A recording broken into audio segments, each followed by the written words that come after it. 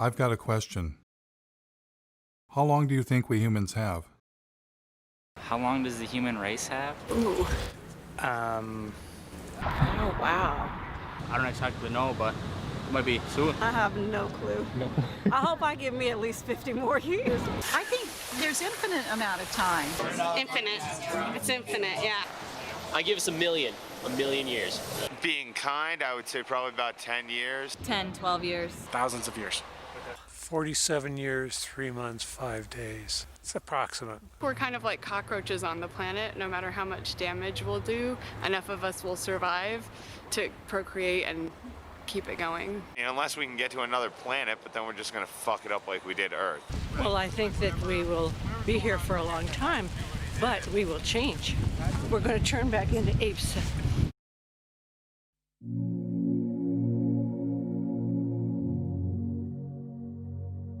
Have you ever wondered what would happen if a single species took over an entire planet?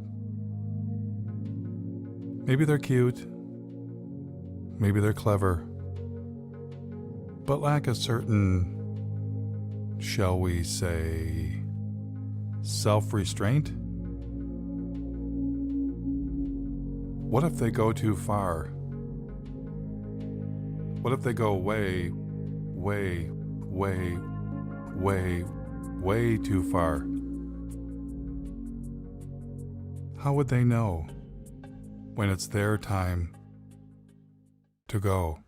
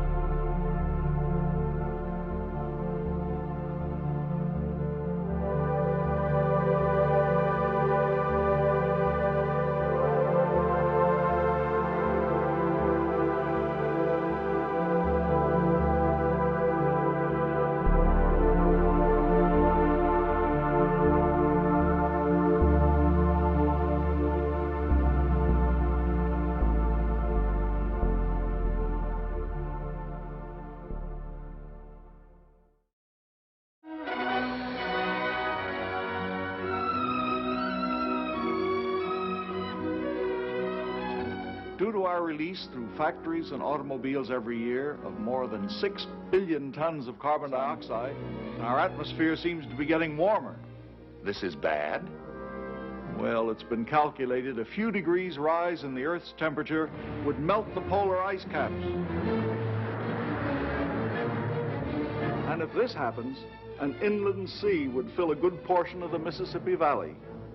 For in weather, we're not only dealing with forces of a far greater variety than even the atomic physicist encounters, but with life itself. That was 1958. We've known about the dangers of climate change for 6 decades. Back then, there was so much air pollution it would actually block out the sun. There was so much water pollution, rivers caught on fire. Forget throwing plastic bottles into the water. We tossed our cars in there.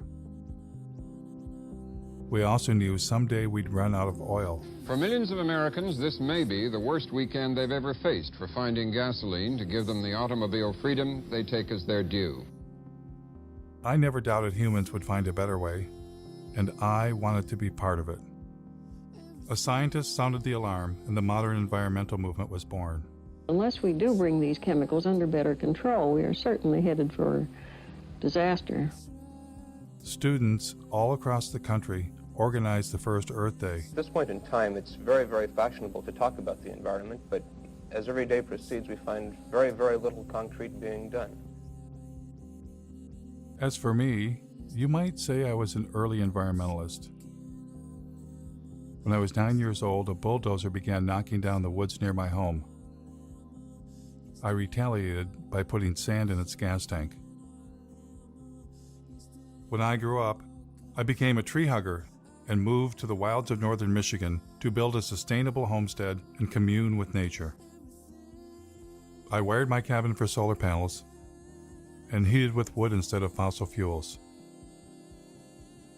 I wrote about sustainable living and environmental issues for the Mother Earth News and several news outlets. I traveled the country documenting invasive species, ecosystem collapse, and species threatened with extinction. I covered protests against destroying mountains for coal, and was once even confronted by the BP police.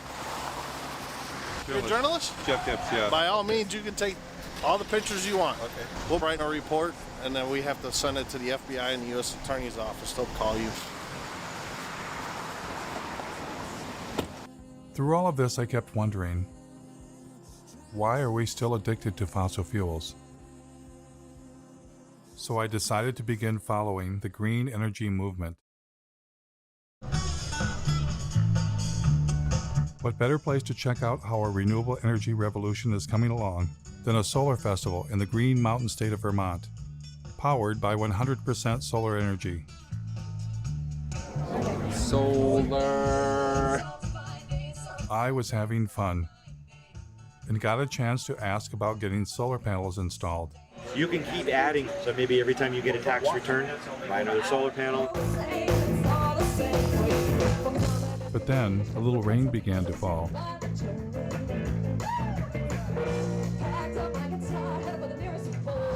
My cameraman noticed some commotion behind the stage. Did you guys set up here? This is our bio needs for generators in case we lose the power. Oh, so the festivals run off solar energy primarily? Primarily. We need to bring some of this stuff in just because we want to make sure we have enough power to not kill our fancy toys that we have lighting the stage. But the biofuel generator wasn't enough, so they wound up plugging into the electrical grid that we all use. The other inverter operating, it's actually pulling power in from the grid, charging the batteries. It's running backwards from the way we originally intended to do it, but... That was disappointing. But after all, it had been raining. Maybe next time things would go better.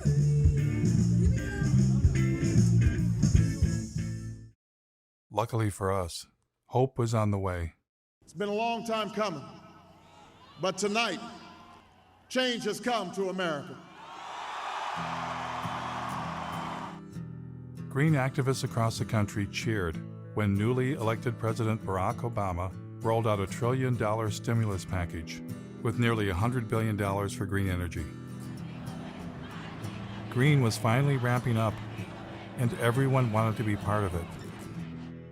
President Obama brought in environmental activist Van Jones from the Apollo Alliance with shovel-ready projects. They've got to put up tens of thousands of wind farms. They've got to put up millions of solar panels.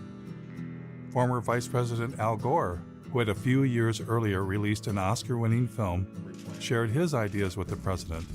We have the opportunity now to create jobs all across this country, in all 50 states, to repower America. Al Gore had already encouraged billionaire airline owner Sir Richard Branson to invest big time in green energy. Branson is pledging future profits from his airline to the tune of perhaps $3 billion. $3 billion, that's with a B, to fight global warming. Is Al Gore a prophet? I just spelled profit.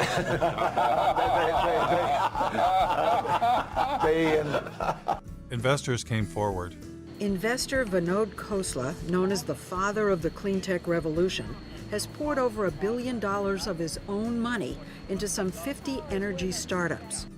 Major banks were eager to get involved. By 2020, we think renewables will require $395 billion on an annual basis. Robert F. Kennedy Jr. was both on the board of major environmental organizations and was leading a green energy investment group. We build wind farms, we build solar farms. Once you build our plant, it's free energy forever. The Sierra Club received $50 million from billionaire and former New York City Mayor Michael Bloomberg. Their mission, fight coal and promote clean energy. So with the mayor's gift, here's what will happen. We'll have a large and aggressive presence in 46 states. It's time for America to find a new energy path, one that takes us beyond coal. And then Bill McKibben, one of the nation's leading environmentalists and author of a breakthrough book called The End of Nature, formed an organization called 350.org with the mission of igniting a global climate movement. Can I show off my necktie for a minute? Because they made it for me yesterday. It's got that 350 on it because it's the most important number in the world. Things were looking up, and the green energy revolution was underway. Michigan had been hit hard by the Great Recession, and hundreds of millions of dollars in green stimulus money was arriving. Now, to do their part for the new green economy, General Motors introduced a new line of electric vehicles. When the Chevy Volt was ready for release, I attended their press conference. So these electric vehicles are ready for public consumption, and we're ready with the infrastructure, with the rates, with the communications. I am extremely grateful to be here today, and in fact, this is a chance for me to say thank you more formally. The Chevy Volt is upstairs. We'll be able to take a look at it. We got about 1,000 photos. Yeah. This is the plug.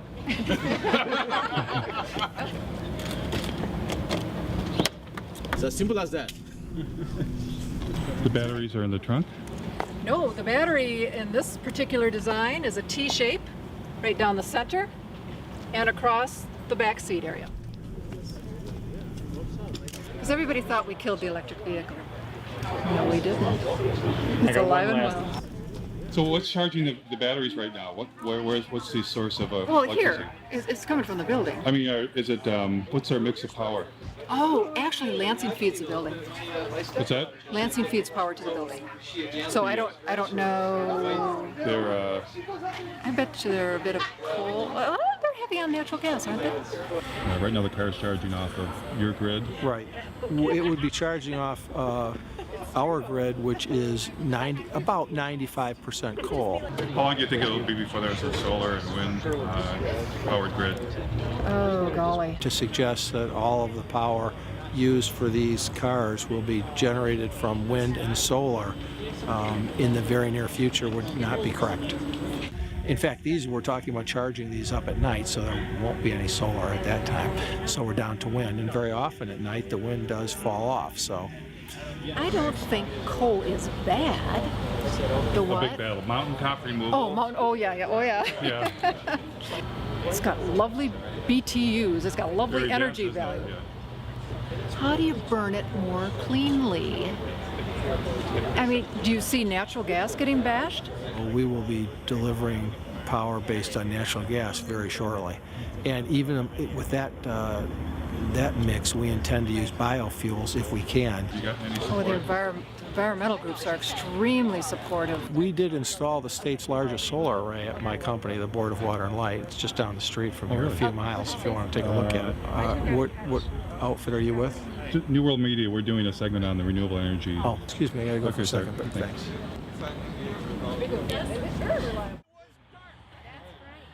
I decided to take him up on his offer to check out their football field-sized solar array right down the street. What we're trying to do with this kind of a tour is get a sense for what they've already done as an indication of what we could do to push the envelope even further. We took a hard look at wind and determined that, around here there's not any real good wind coming through all the time. That's what we liked about solar. You would get the power when you most needed it. Pass these around, look at them. They are pliable. Made in Michigan, that was another good thing. Although the efficiency of these panels is only about just under 8%. If you happen to be NASA and you happen to own a rover running around Mars, they have very efficient panels. But we can't afford those at about $1 million a square inch. How many homes would this array provide electricity for? The standard answer that we tell everybody is we're providing enough to meet the peak requirements of 50 homes.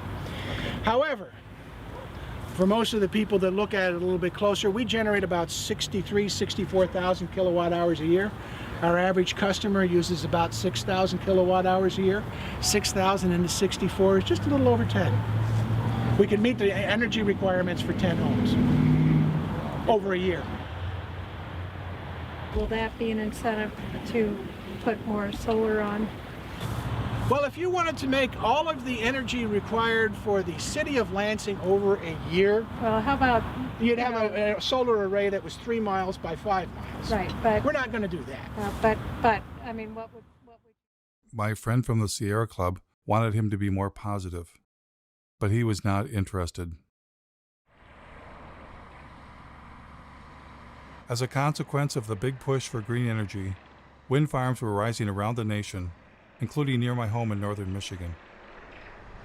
We've done coal and nuclear for years. We've been trying to get in more into the renewable side.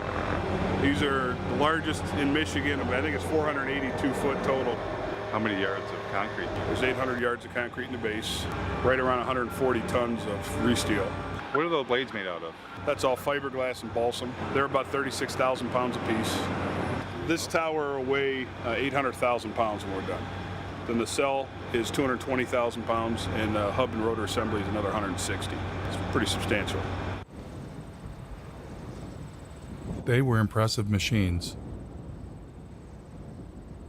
But is it possible for machines made by industrial civilization to save us from industrial civilization?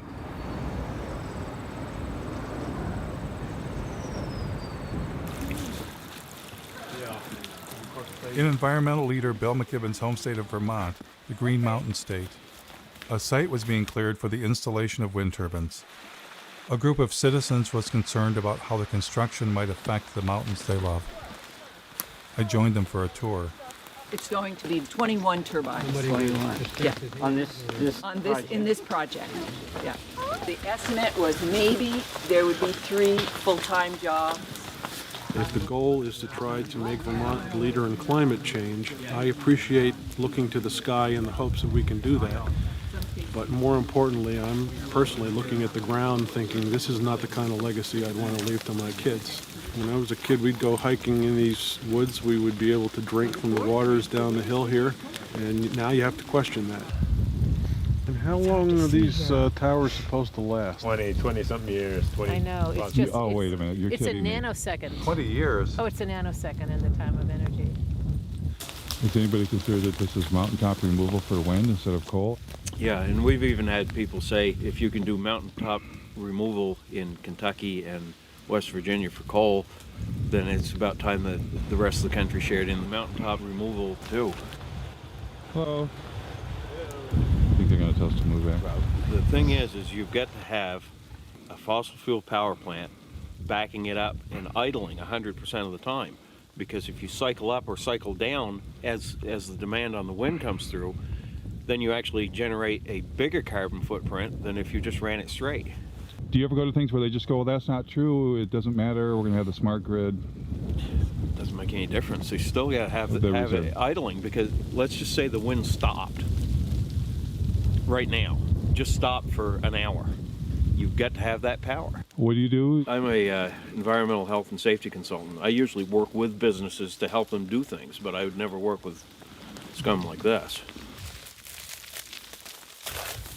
You didn't get me on camera doing this, did you?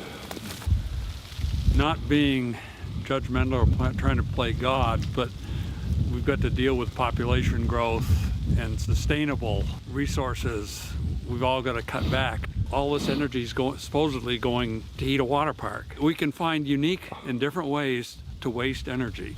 This is not a Vermont company. I mean, Green Mountain Power will be bought out by Gas Metro, and Gas Metro is owned by Enbridge, as I understand it, which is a big company, resource company in Canada, which is exploiting the tar sands, that wants to build the XL pipeline. See, they're all in bed together. Still we don't know the whole story. Have you asked Mr. McKibben to come see this? He thinks anything renewable is good. Yeah. So that's what I've heard people say. This is...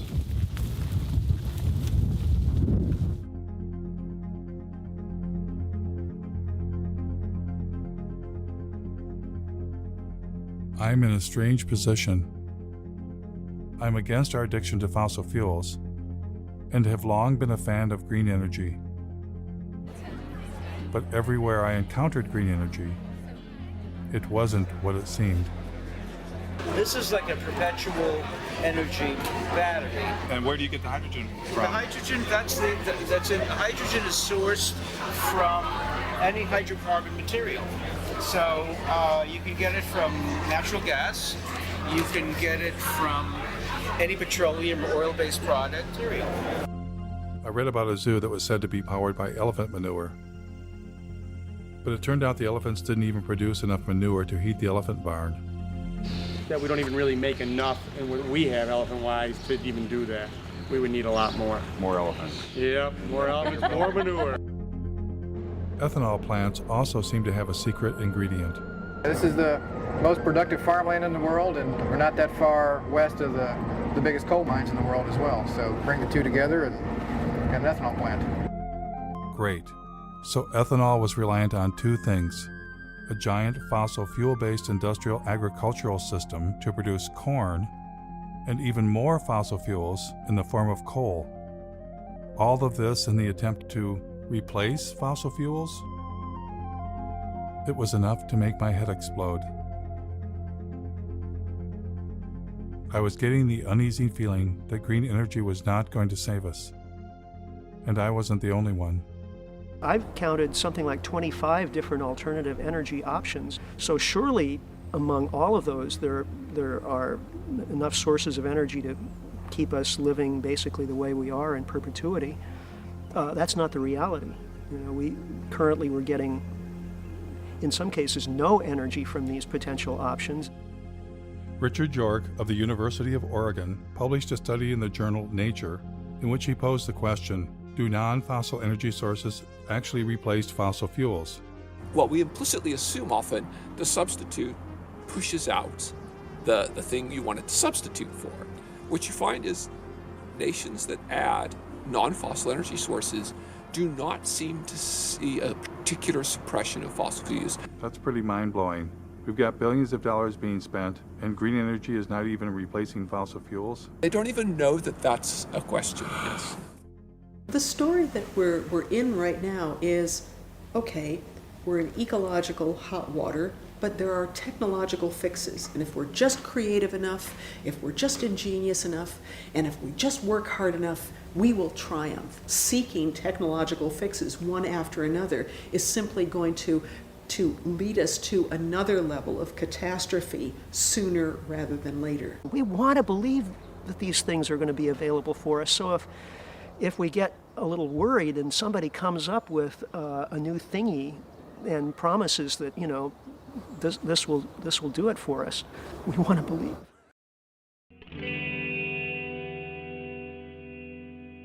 Because we're a little worried. Are we desperate to accept any idea that sounds alternative or green? Are we avoiding looking too closely because we don't want to know the answer? Ozzie Zenner, a visiting scholar at UC Berkeley and Northwestern University, was asking some of the same questions.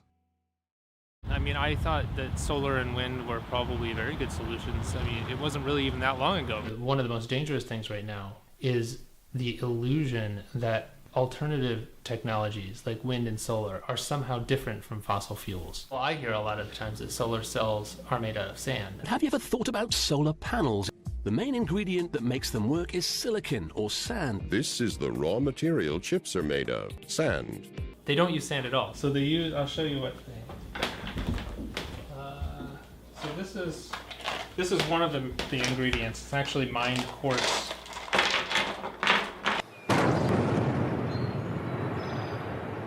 Spruce Pine, North Carolina, regarded as the finest source of high-purity quartz in the world for semiconductor, solar, and communication applications. But you can't use sand because sand has too many impurities. So you start with a very high-quality quartz and a very high-quality coal. And then you put those two together into an arc furnace and you melt them. The quartz is then melted with coal in a large furnace at temperatures of up to 1,800 degrees. So you need more coal to do that. So I'll get another coal out. So when we melt these together, we get silicon metal and carbon dioxide. And the carbon dioxide just goes off and you got rid of the carbon, you're left with silicon metal. This is not clean coal. Not clean coal. Ozzie Zenner said it was an illusion that renewables were replacing coal or any fossil fuel. Environmental groups continued telling a different story. We've already seen more than 25% of the U.S. coal fleet has already either retired or is on a schedule to retire. Coal plants were closing, but Ozzie explained that well-meaning people were being misled.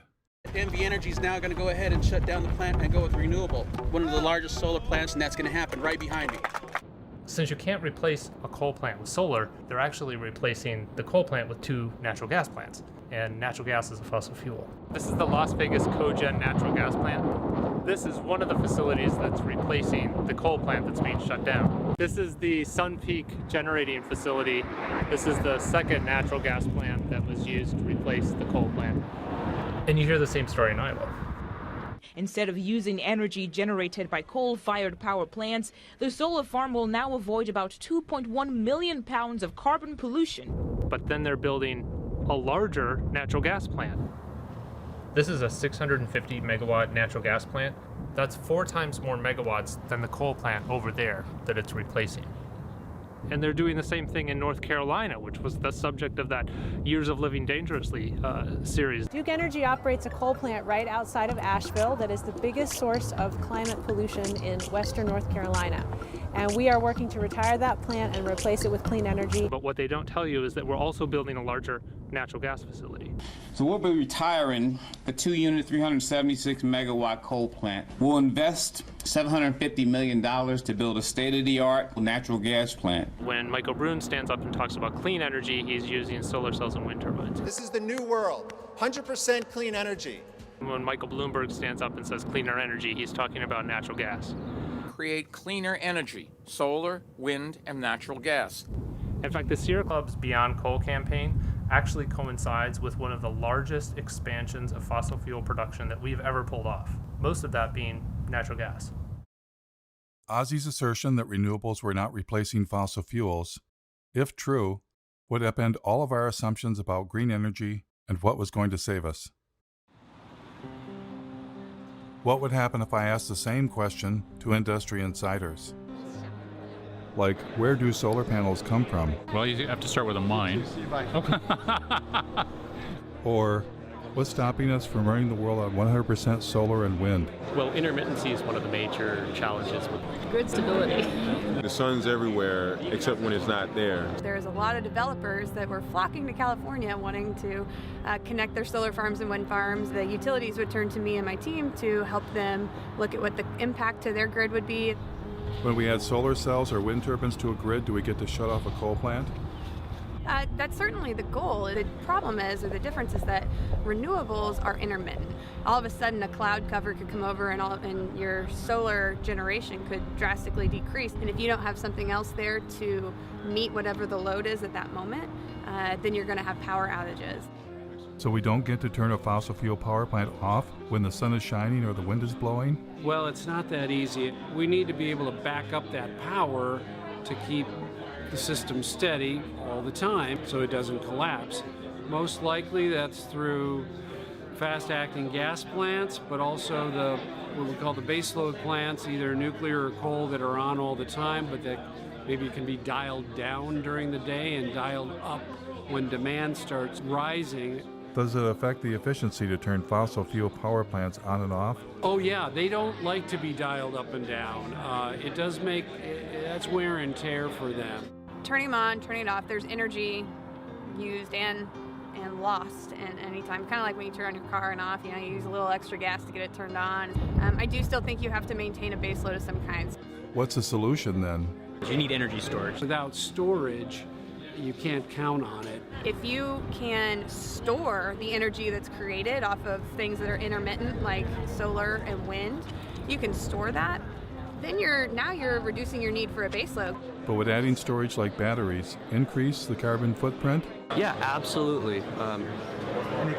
In a big way, actually. And as more energy storage gets on the grid, it has a mass scale implication. When I looked up how much battery storage there is, it was less than 0.1% of what's needed. In a couple years, they begin to degrade and need to be replaced a few years later. I learned that the solar panels don't last forever either. Some solar panels are built to last only 10 years, so that it's not as if you get this just magic-free energy, right? I don't know that it's the solution, and here I am helping to sell the materials that would go in photovoltaics. And so to overcome profound limitations of solar and wind, rarely discussed in the media, a new generation of technology was rising in the California desert. What is this? What we're using is a field of mirrors to focus sunlight onto a tower. The power plant itself, at 377 megawatts, will be the largest of its kind in the world. This will become the biggest solar plant in the world.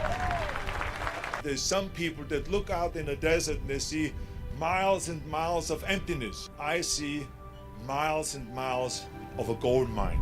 But this next generation had a fossil fuel secret too. This solar facility burns natural gas pretty much every morning in order to get started up. How long do they have to burn it for? Hours usually. This is the incoming natural gas for the facility. This plant would work about as well without natural gas as I would without coffee in the morning. Or maybe how you would be without food. Without food, yeah. They have to file for acid rain permits for nitrous oxide emissions. They have to apply for carbon offset permits because they're producing carbon dioxide here, so they have to offset that. The whole thing is built using fossil fuel infrastructure, from the concrete to the steel to the mirrors to the backing on the mirrors. The sun is renewable, but the solar arrays are not. Oh, come on. There's got to be something renewable. So, glass is renewable.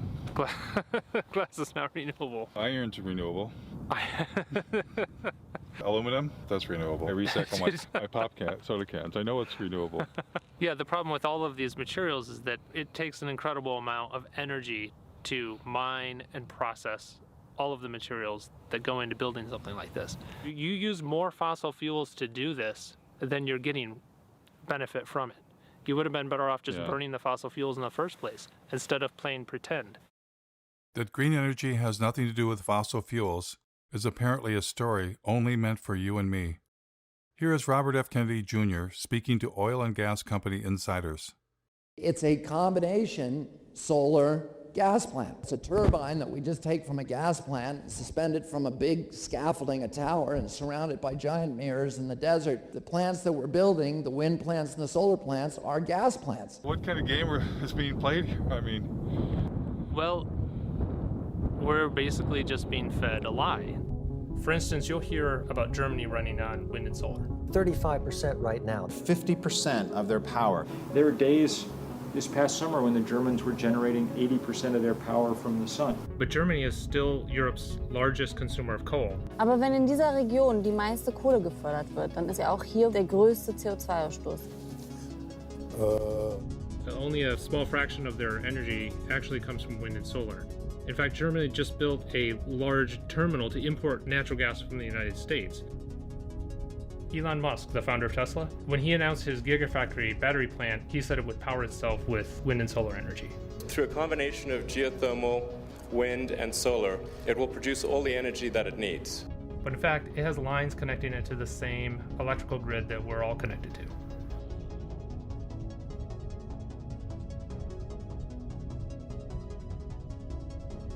Electric cars, wind turbines, and solar panels use rare earth metals. And in fact, the rare earth mine is right up the street from here.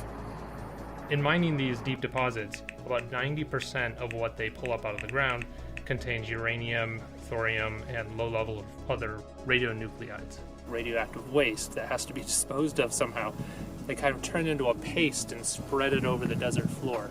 Well, that's good for the desert, right? Yeah, the desert loves that. Tesla's electric cars are built with aluminum, which uses 8 times more energy to manufacture than steel. They use lithium, which also rely on toxic mining. And even more graphite, which is one of the rarest forms of carbon. In fact, the investors wanted to open several new graphite mines after Tesla announced the Gigafactory. Apple claims to be 100% renewable. We never stop thinking about what's best for the planet. We now run Apple on 100% renewable energy. All of our facilities worldwide. And they did chop down a forest to put up solar panels near their North Carolina plant. But they didn't disconnect from the grid, and they can't. Duke says energy-hungry companies like Apple can never go entirely off the grid. They're still hooked up to our grid. Despite all of the claims, I haven't found a single entity anywhere in the world that's running on 100% solar and wind alone. It turns out, you don't just need fossil fuels to run a place like Ivanpah. You need the devil himself. Or in this case, themselves.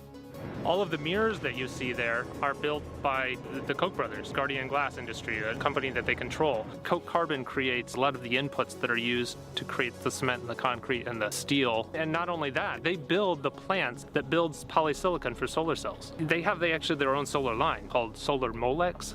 From every step of the process, the Koch brothers are there. But they're the evil doers. Yeah, the funny part is that when you criticize solar plants like this, you're accused of working for the Koch brothers.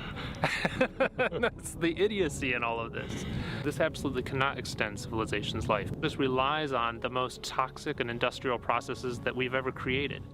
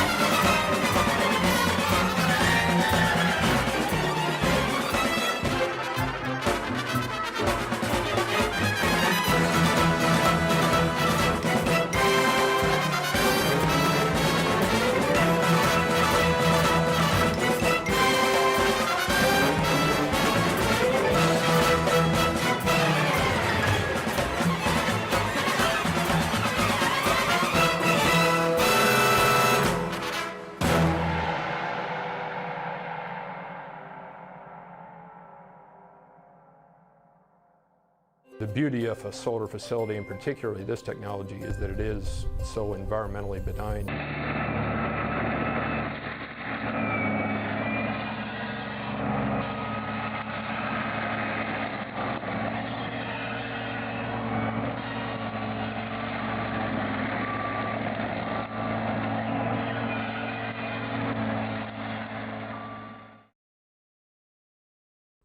I too had once thought deserts could be sacrifice zones. I was wrong. Deserts are not dead. They are in fact full of ancient life.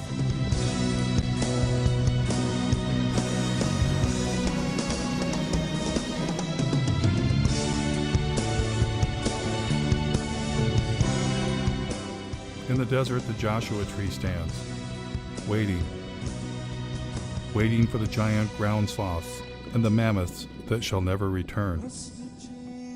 The Joshua tree depended on the giant mammals to reach up high and eat their seeds, and thus disperse the Joshua tree. But now, stranded in time and space, the Joshua tree awaits a new fate, to be sacrificed in the name of progress. Joshua trees are torn down to make way for solar projects. 23ABC's Cassie Carlisle travels to the Mojave Desert to talk to neighbors. They're not your usual tree, more like something from fiction, but these Joshuas are causing quite an uproar. No, it makes me sick. They're clearing them off, killing them real quick, and now they're grinding them up, getting rid of all the evidence.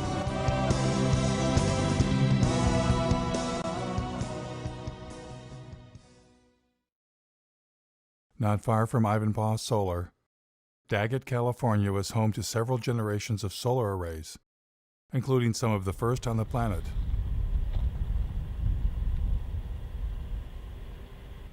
Ozzy and I thought we would take a trip to see where it all began.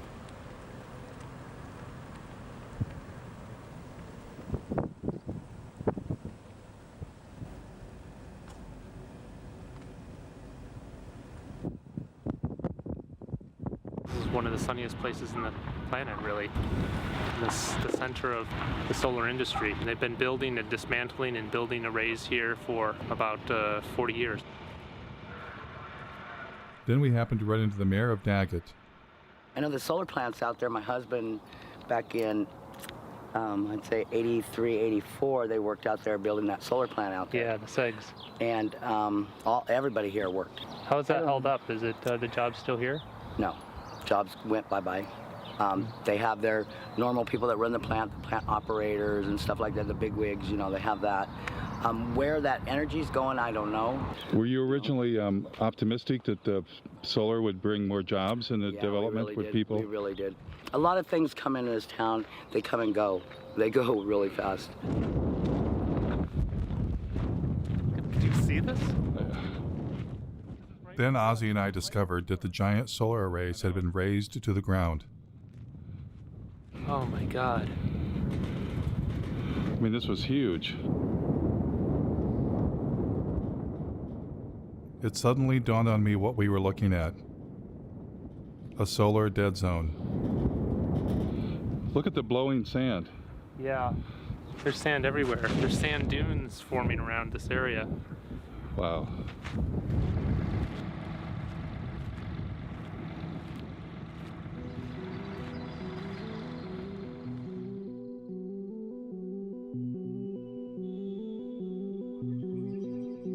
So after all the mining, the fossil fuels, the toxins, the environmental destruction, here's what happens next.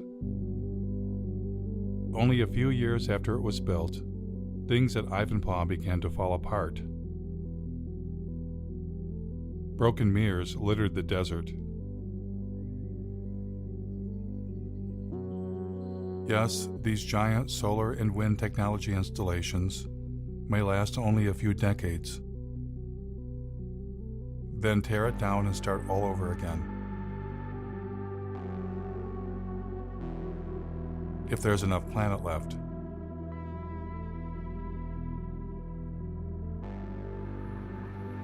It was becoming clear that what we have been calling green, renewable energy and industrial civilization are one and the same.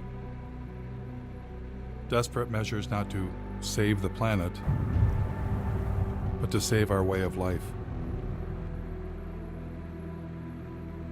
Desperate measures, rather than face the reality, humans are experiencing the planet's limits all at once.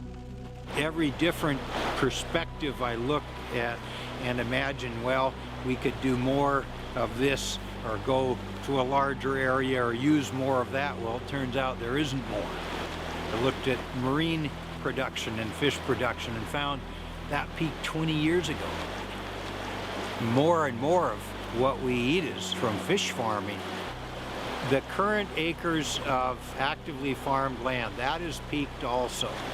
The rivers are already being irrigated to about the limits of what they can sustain.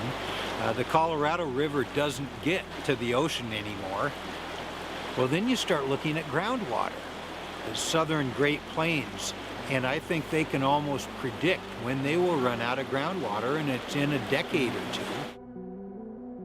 A human vulnerability at the global scale, that any one of them we could maybe compartmentalize, but we're seeing them propagating across topic after topic of society and the Earth system. And I don't think the people in charge are near nervous enough.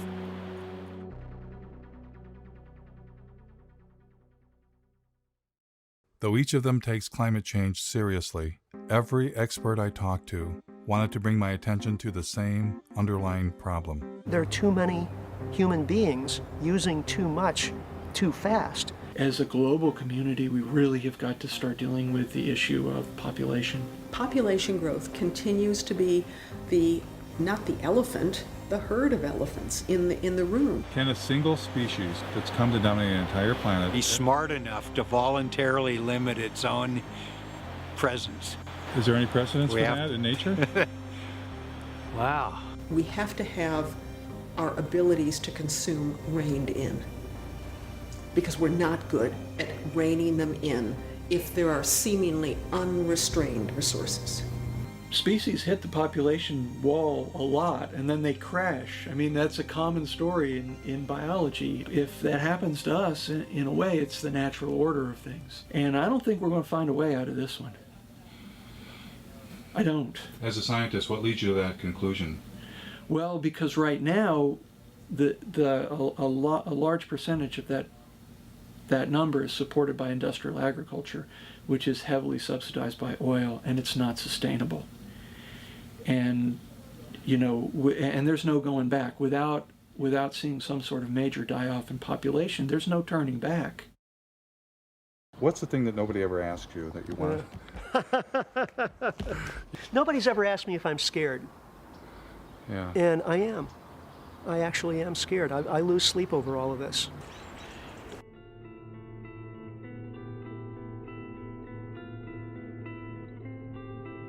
It took modern humans tens of thousands of years to reach a population of 700 million. And then we tapped into millions of years of stored energy known as fossil fuels. Our human population exploded. It increased by 10 times in a mere 200 years. Our consumption has also exploded, on average 10 times per person, and many times more in the Western world. You put the two together, the result is a total human impact 100 times greater than only 200 years ago. And that is the most terrifying realization I have ever had. We humans are poised for a fall from an unimaginable height. Not because of one thing, not climate change alone, but all the human-caused changes the planet is suffering from. So why are bankers, industrialists, and environmental leaders only focused on the narrow solution of green technology? Is it the profit motive? And why, for most of my life, have I fallen for the illusion green energy would save us?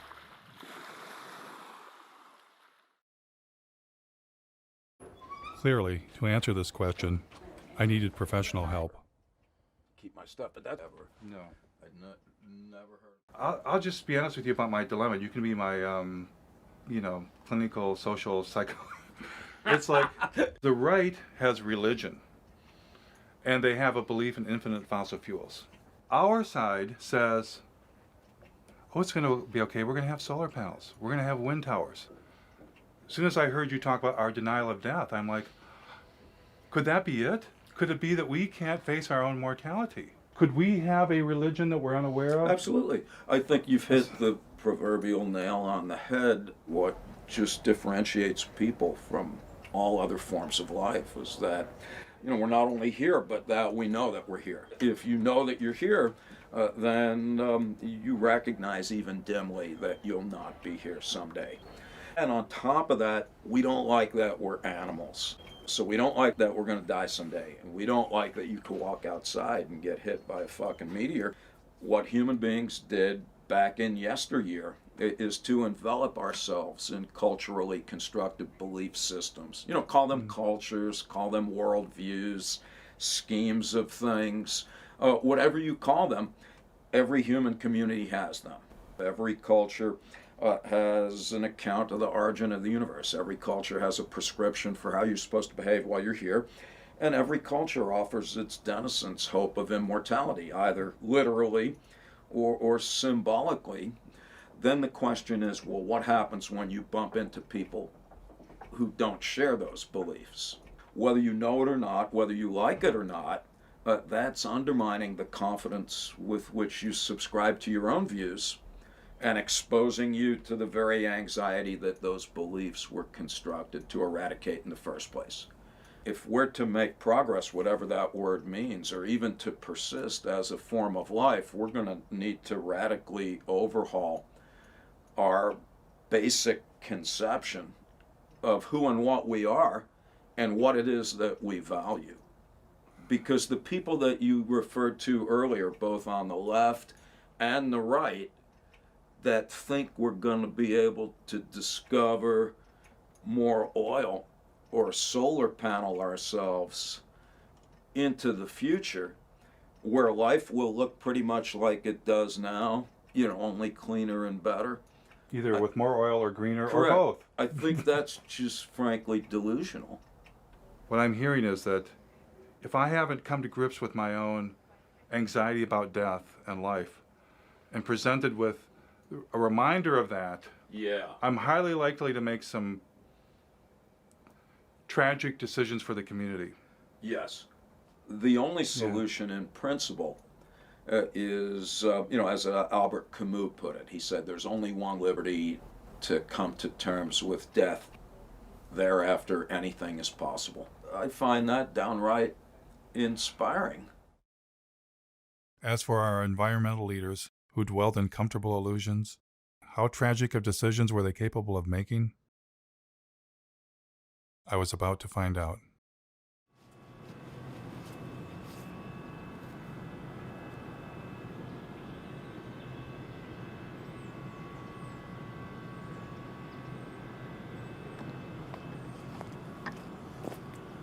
They claim they're just using forest residues, but actually a great deal of what the McNeil facility and lots of biomass facilities burn is whole trees. And as you can see by this pile that's stacked right outside of the facility, these are trees. It turns out that the biggest source of green energy in Vermont is something called biomass, burning trees to create electricity. This is definitely not the way, and that the first step is actually looking at our lifestyles and how we can reduce our energy consumption. This is all the ash that has varying levels of toxic metals, a great deal of radiation, as these trees have been absorbed. Oops, there's a... You're in unforbidden territory here. Are we? I asked both of you to come up to our office, okay? Is that something you're interested in doing? It's not an interest. You got 5 seconds or I'm calling 911. Okay. You got 2 individuals here. Police will be down here in about 2 minutes. But you asked us to leave and we're doing so, I'm so not we're not asking trespassing. you to leave. I'm asking you to come up to the office. Okay, thanks for the offer. Maybe next time. You got everything here. So you have the #1 polluter in the state that people think emits magical fairy dust from the smokestack. The reality is what you have is a facility that burns 400,000 green tons a year of trees. Now, this facility burns 30 cords of wood per hour. That's a hell of a lot of wood. And on top of that, it actually burns natural gas as well. And to think you would have to have 10 of these to replace one average coal-fired power plant. You know, it's just not going to work. It's just nuts. It takes a great deal of fossil fuels to cut down all of these trees, to truck them in, to use the big machinery to dump the wood chips everywhere. So the idea that somehow this is not anything to do with fossil fuels just doesn't even make any sense. It couldn't happen without fossil fuels, in fact. How did the environmental groups get pulled into this? Obviously, the main factor is delusion. A lot of these environmental groups have been saying that all we have to do is, for instance, switch our fossil fuel economy over to a few solar panels and windmills, and we can continue living life, as normal. Some of the environmental groups have been for years touting facilities like this, saying that, number one, it's carbon neutral, that this will actually help us fend off climate change because there are no CO2 emissions. It actually emits over 400,000 tons per year of carbon dioxide. Oh, but once we cut them, they'll grow back. They'll grow back over a period of decades to centuries. But if we cut every tree in the United States, it would be able to power the country for a year, and then what happens when, the streets are gone?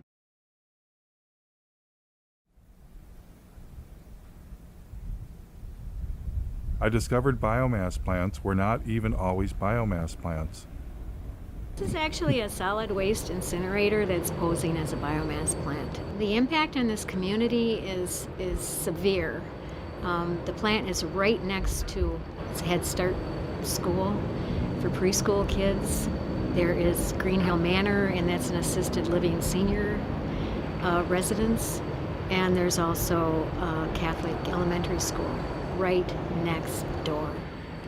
How do you know they're polluting? Can you see it ever? We can see it. The snow at the elementary school and at the preschool is covered with black, some kind of black soot. We just had it analyzed, and it came back as mostly tire chips. They have to add tire-derived fuel to raise the temperature of the fire, because anybody who's tried to burn green wood or wet wood knows that it doesn't burn very well. But this biomass plant had yet another surprise. They admit that they burn 20.1 tons per hour of creosote-treated railroad ties. Besides that, they are allowed to burn 500 pounds per hour of PCP-treated railroad ties. These are shipped in from Canada. It's not green, it's not renewable, it's not carbon neutral, it's not anything that they claim it to be. Yet, they got $11.5 million grant because it was classified as renewable. The plant owner told us that they were having trouble getting enough wood chips. And he even asked us if we had any scrap wood where we lived, would we call the plant and let them know so they could come up and pick it up. We're not talking about some old industrial site. We're next to one of the most beautiful places in the world. We are next to Lake Superior. This is Keweenaw Bay. This is actually Lance Bay. It's part of Keweenaw Bay. It's Lake Superior, our lake. So it's a very sacred place to many people.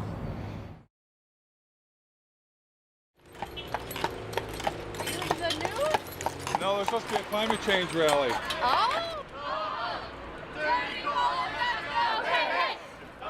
Michigan State University students, inspired by 350.org, were holding a rally for the clean energy future they'd been promised.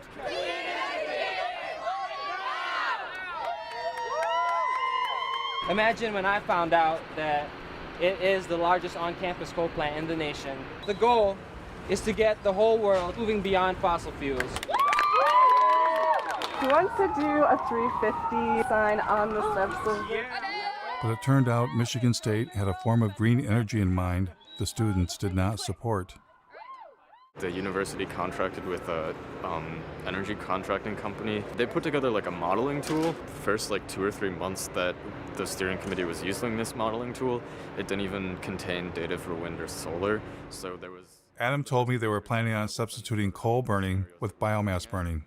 The permit that is currently being considered by the state is a permit for 24,000 tons of biomass per year. And the plan is to do that in all four boilers. Unfortunately, the steering committee considers biomass renewable at the moment, which we're not happy with. Michigan State wasn't the only university to go green. I'm happy to announce that Carolina will be going beyond coal in the next decade. Now, as we begin to wean ourselves on coal, we're about to try another alternative energy source, biomass. And who is here to help the University of North Carolina switch from burning coal to burning trees? So it is a great pleasure to be here today to celebrate the remarkable step that the university is taking to say we're going to do our part. A remarkable step indeed. We're to do our part by getting out of bed with coal companies and into bed with logging companies?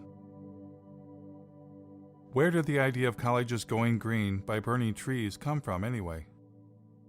A little college called Middlebury in the heart of Vermont. Welcome to the celebration of the opening of Middlebury's new biomass gasification system. It's now my great pleasure to introduce this afternoon's speaker, Bill McKibben. What powers a learning community? And as of this afternoon, the easy answer to that is wood chips. It's incredibly beautiful to stand over there and see that big bunker full of wood chips. You can put any kind of wood in, oak, willow, whatever you want. Pretty much anything that burns, we can toss in there if we can chip it down to the right size. And there are very few similar cases any place in this country of that kind of change over that scale. But it shows it could happen anywhere, and it should happen anywhere. In fact, it must happen everywhere. It must happen everywhere. And now it's time for a nature break, enjoying our sustainably managed Michigan forests. If you walk through here and you look, there's virtually nothing growing. A little bit of grass occasionally. And it seemed that biomass plants indeed were suddenly everywhere. Like this one in Cadillac, Michigan. In Detroit, an incinerator that burned garbage was considered green. The Detroit incinerator is known to emit horrible smells and pollutants that neighbors say make them feel sick and put their health at risk. It's a stink. It's a horrendous stink. A proposed biofuel plant for the Upper Peninsula of Michigan would consume trees from tens of thousands of square miles. In order to create 40 million gallons of ethanol, they were going to have to use up over 1 million tons of green wood. We pointed out that they were going to be using more natural gas than they were going to be creating ethanol to displace the natural gas. If you continue to do this, you're going to be fertilizing the forests. Fertilizing the forests with fossil fuels. Fossil fuel-based fertilizers. Made from natural gas. Yeah. Then came a ballot proposal backed by Bill McKibben and nearly every major environmental group, requiring Michigan to get 25% of its electricity from renewable sources by the year 2025. This year, Michigan voters have a choice. Keep burning dirty coal and oil, or move Michigan to clean, renewable energy like wind and solar. Vote yes on Proposal 3. Surprisingly, Proposal 3, also known as 25 by 25, was the brainchild of an organization that was 100% biofuels and biomass. Allowing America's farms, ranches, and forest lands to be active participants in contributing to America's energy future. These are the biomass and biofuel plants across the U.S.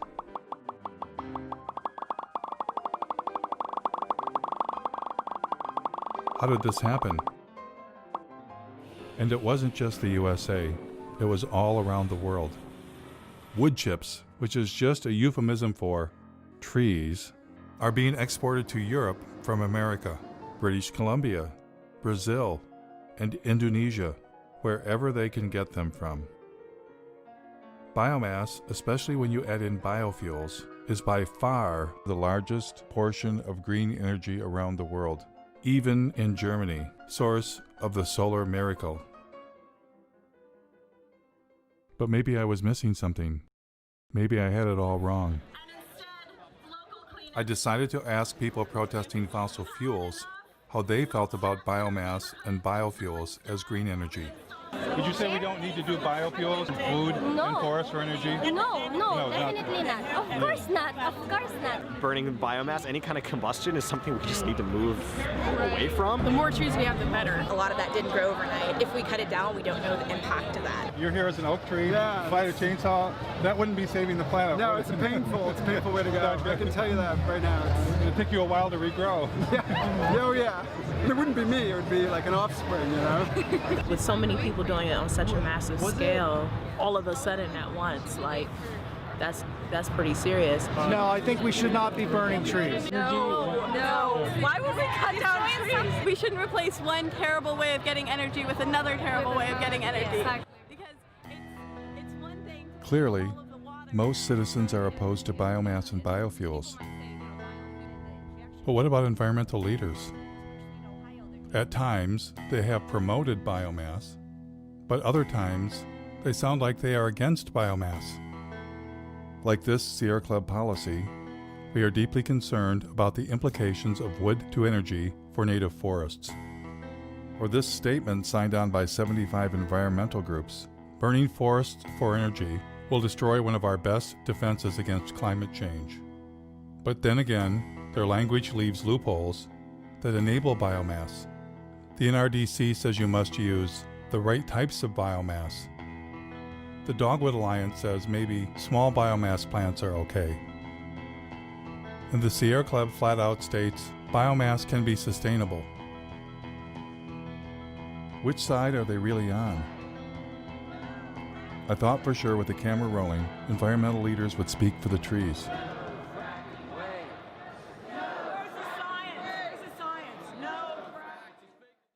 We're here to tell a story about what the forests of this state, of our Commonwealth, mean to us. Does your organization have any stance on that? I'm not sure I would say we support it as much as we can wrap our heads around it. We've almost made a peace with the timber industry. I'm just curious, what's your group's stance on using forests for biomass?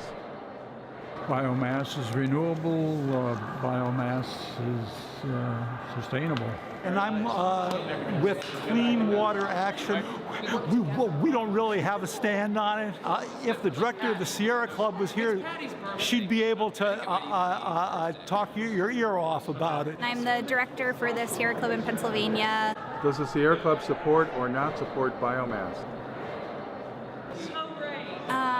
I'm not totally prepared to talk about our policy on biomass today. Our position is somewhat nuanced, so I just want to be, careful not to. So you're with 350? I am. Does 350 have a position on biomass? Because I'm kind of actually... I can't really speak for 350. Do you personally have an opinion about whether we should be burning trees for green energy? No, I don't have an opinion on that. I like a fire.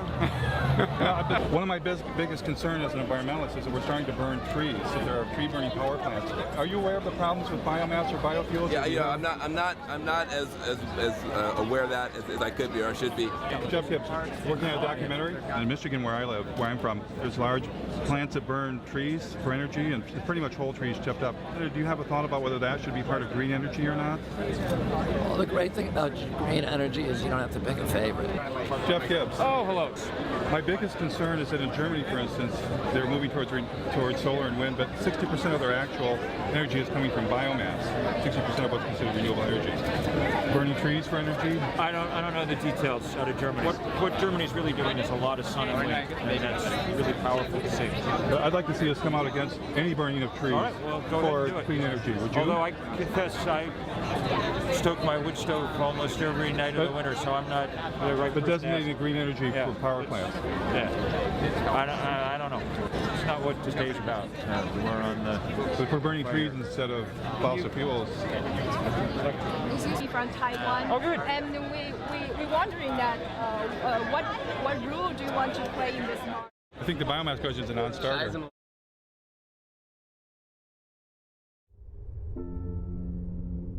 I found only one environmental leader willing to reject biomass and biofuels. So we are talking of the old oil economy trying to maintain itself now through another raw material, the green planet. The only reason corn and soya is being planted for biofuel in this country is the subsidies make it profitable.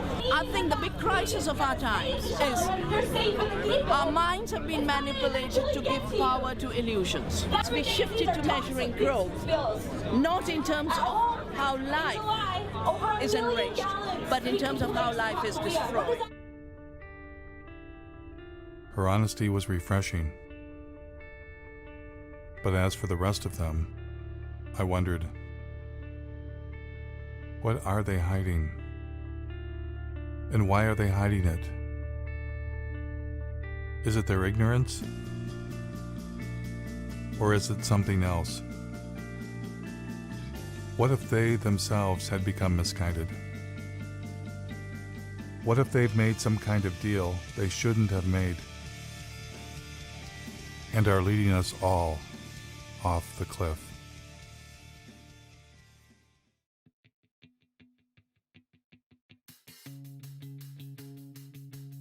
It was long past time for me to come to grips with the other elephant in the living room, the profit motive. The only reason we've been force-fed the story climate change plus renewables equals we're saved is because billionaires, bankers, and corporations profit from it. And the reason we're not talking about overpopulation, consumption, and the suicide of economic growth is that would be bad for business, especially the cancerous form of capitalism that rules the world, now hiding under a cover of green. Today, Bloomberg Philanthropies is making, I'm happy to announce, a new investment of $30 million in the Beyond Coal campaign. We have more. I'm glad to say that more than a dozen additional funders have committed to match that $30 million. And who were these new partners? One of them was Jeremy Grantham, billionaire, world's leading timber investment advisor. They were not investing in trees to turn them into nature preserves, which might answer another riddle. Why is this name redacted on the Sierra Club's tax return? Would they be embarrassed to take $3 million from a man who made his living selling the forests of the world? Bloomberg bringing a timber investment billionaire to the party was no coincidence. Bloomberg sponsored a UN climate session to discuss ramping up biomass and biofuels around the world.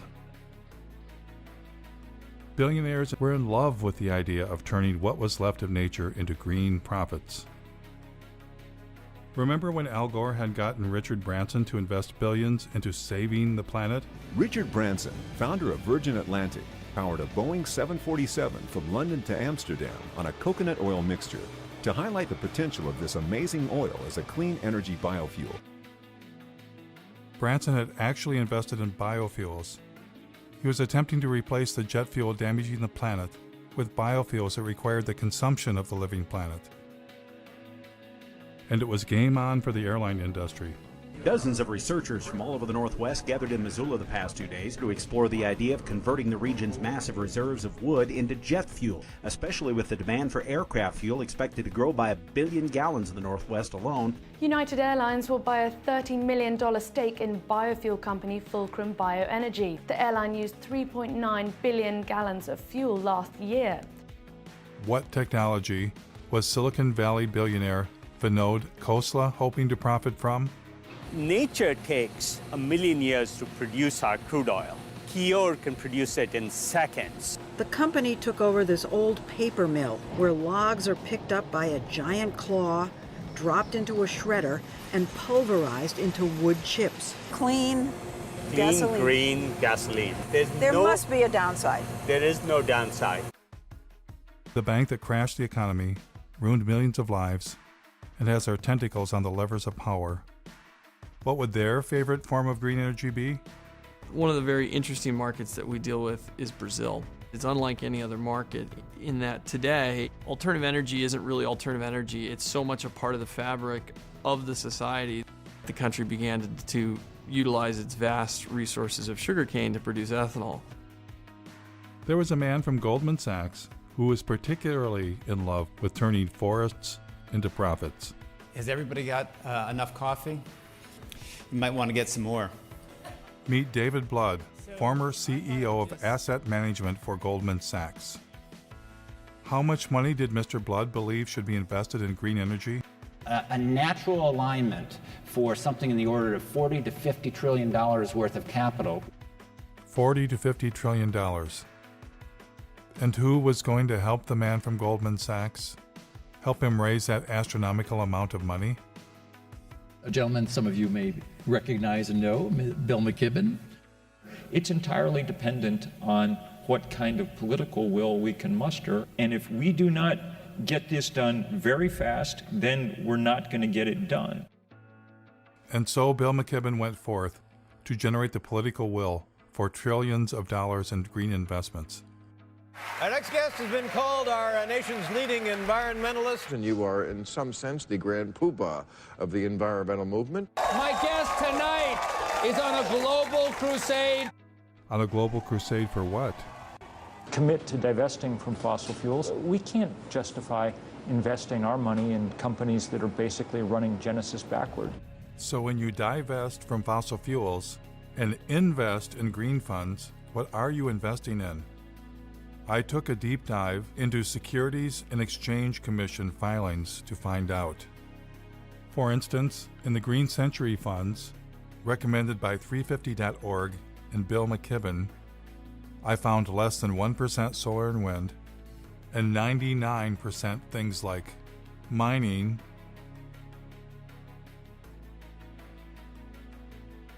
oil and gas infrastructure companies, including a tar sands exploiter, McDonald's, one of the companies driving meat consumption across the planet, Archer Daniels Midland, one of the world's largest producers of biofuel, Coca-Cola, the largest creator of plastic pollution on Earth, logging and paper companies, including one that brags about biomass burning, and banks. Lots of banks, including BlackRock, the largest financer of deforestation on Earth. The business that they're engaged in is actually destroying our life support system. The Sierra Club also partners with a green fund called Aspiration. Aspiration also includes dozens of companies profiting from the destruction of the planet, including Chevron, ExxonMobil, Chesapeake Energy. In order to maximize the production potential of the well, the shale formation will be hydraulically fractured. The Russian gas giant Gazprom. Gazprom owns the world's largest explored gas reserves, 36 trillion cubic meters. And in perhaps the most bizarre twist of all, the Sierra Club's Green Fund's biggest holding is Enviva, the world's largest consumer of forests, to be incinerated in green energy biomass plants.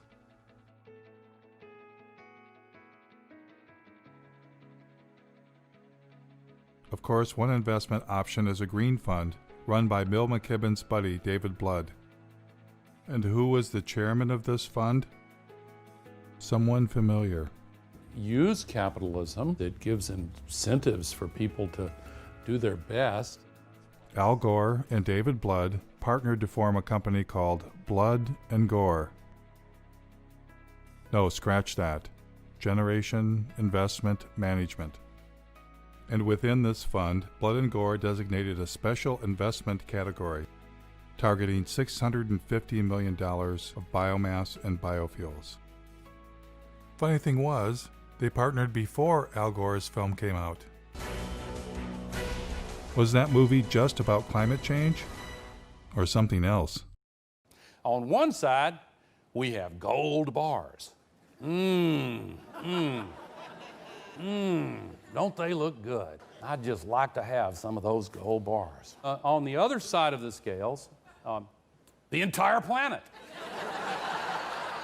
If we do the right thing, then we're going to create a lot of wealth.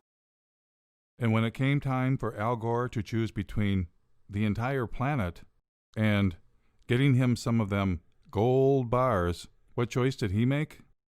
Here is Al Gore earning his keep by pretending to care about the rainforest while lobbying Congress on behalf of the sugarcane ethanol industry. Any comment on the Brazilian effort here with the issue of the possibility of expanding into that Amazon River basin with further deforestation to produce more ethanol out of sugarcane is a worry, and apparently you're not as concerned about that. No, I am. I simply forgot. What's been going on there is really very troubling.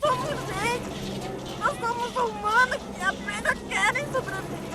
And with your permission, I'll show you a very quick example of it over a period of 25 years. The invasion of sugarcane monocultures in the region clashes with the indigenous people's right to land. These are images of a last-ditch attempt by the Guarani Kiowa to resist eviction. Important to note that the exploitation of the sugarcane growing areas in Brazil does not have to inevitably have the knock-on consequence of causing destruction in the Amazon.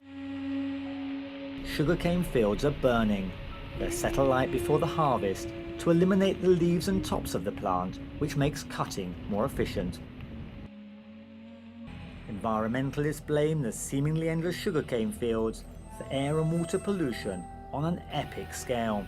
And along with deforestation, the threat it poses to the environment is becoming clear. Once the indigenous families were expelled, the landowners set their homes on fire.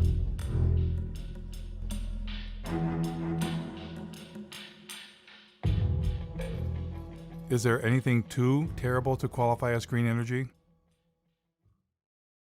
Thank you very much, Secretary Mavis and the US Navy, for once again inviting me to speak with you today. The Navy's work to help launch this new fuels industry is invaluable.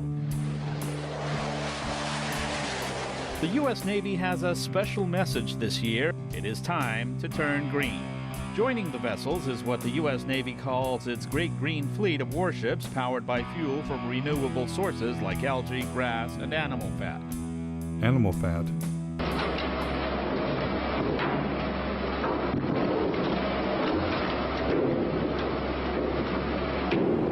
The next time you fill up at your neighborhood gas station, you might find yourself pumping a little alligator into your tank. That's right, UL Lafayette researchers have developed alligator fat into a renewable source for biofuels. And once we run through the animals, what's next? GE, who brings you nuclear energy and wind turbines, is ready with a plan. I believe that liquid fuels, chemicals are eventually going to have to be made from sustainable raw materials. We believe that seaweed is one of the most attractive opportunities.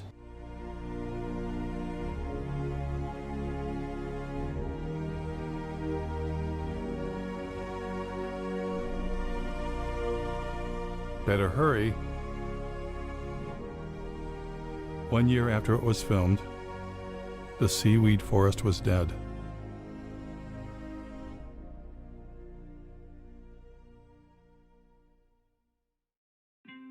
You might ask yourself, how could men destroy what remains of nature to enrich themselves? Well, that's why they're billionaires, and you're not. The takeover of the environmental movement by capitalism is now complete. Environmentalists are no longer resisting those with the profit motive, but collaborating with them. The Nature Conservancy is now the Logging Conservancy. We will capture the most important pieces biologically, and there will be another large block sold to timber investment groups. The Union of Concerned Scientists has become the Union of Concerned Salesmen, having taken millions not for science, but to create markets for electric cars. The Sierra Club sells electric cars and solar panels right from their website. The best thing about Sungevity is that they make it easy for you. All that you have to do is to say yes. The New York Times partners with ExxonMobil to bring you the good news about biofuels. Algae-derived fuel could help us meet growing demand. Treehugger.com, which claims to be the largest single source of environmental news, was founded and funded by Georgia Pacific, a logging company. In fact, they are neighbors. Georgia Pacific is owned by our friends the Koch brothers, who are likely the largest recipient of green energy biomass subsidies in the United States. Yes, the merger of environmentalism and capitalism is now complete. But maybe it's always been complete. How is 350.org funded? Well, not very well. Who are your funders? Sure. To the degree that we have any money at all, it's come from a few foundations in Europe and the U.S. Let's see. I'm trying to think who the biggest funders are. There's a foundation based in Sweden called, I think it's called the Rasmussen Foundation, that I think has been the biggest funder. So you don't get money from Pew or Rockefeller or any of those big... No, we did. Rockefeller Brothers Fund gave us some money right when we were starting out. That's been useful too. But they no longer fund you? I don't know. I don't have a sort of really funder sitting in front of me. But that's usually something that people know. Rockefeller's been one of our is a great ally in this fight. You just sold your TV network to Al Jazeera. Right. And that government is basically nothing but an oil producer. Gas mainly and oil. Your take on that, about $100 million pre-tax from a country that bases its wealth on fossil fuels. Isn't there a bit of hypocrisy in that? Well, I get the criticism. I just disagree with it. I'm proud of the transaction. You couldn't find for your business a more sustainable choice. What is not sustainable about it? Because it is backed by fossil fuel money. I get it. I get it. And so, if you got yourself an environmental movement and environmental leaders, why not buy the holy day itself? Happy Earth Day!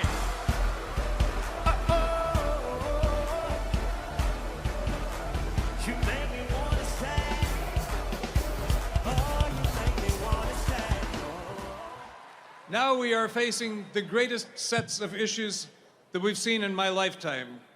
It's time now for a new generation to jump up on the stage and create a habitable country, a habitable planet that we can all enjoy.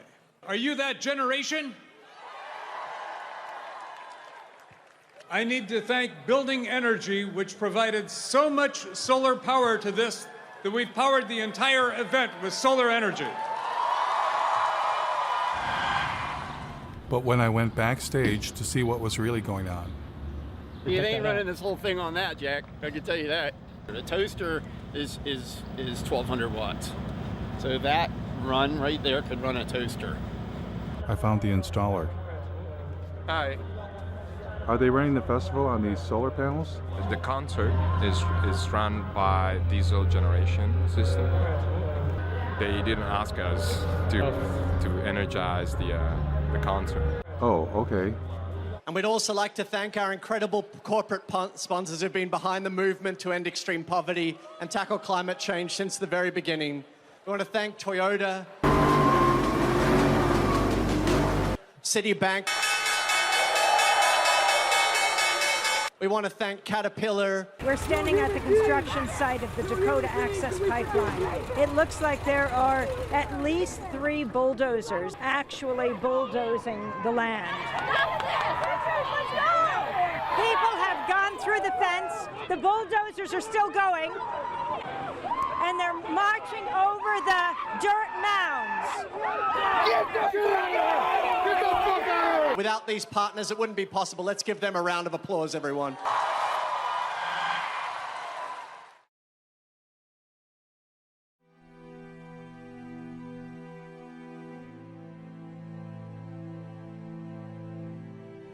Now, I know this all might seem overwhelming. It's the kind of thing that we normally don't try and think about. But by not thinking about it, it stands a good chance of doing us in. I truly believe that the path to change comes from awareness. That awareness alone can begin to create the transformation. There is a way out of this. We humans must accept that infinite growth on a finite planet is suicide. We must accept that our human presence is already far beyond sustainability and all that that implies. We must take control of our environmental movement and our future from billionaires and their permanent war on planet Earth. They are not our friends. Less must be the new more. And instead of climate change, we must at long last accept that it's not the carbon dioxide molecule destroying the planet. It's us. It's not one thing, but everything we humans are doing. A human-caused apocalypse. If we get ourselves under control, all things are possible. And if we don't,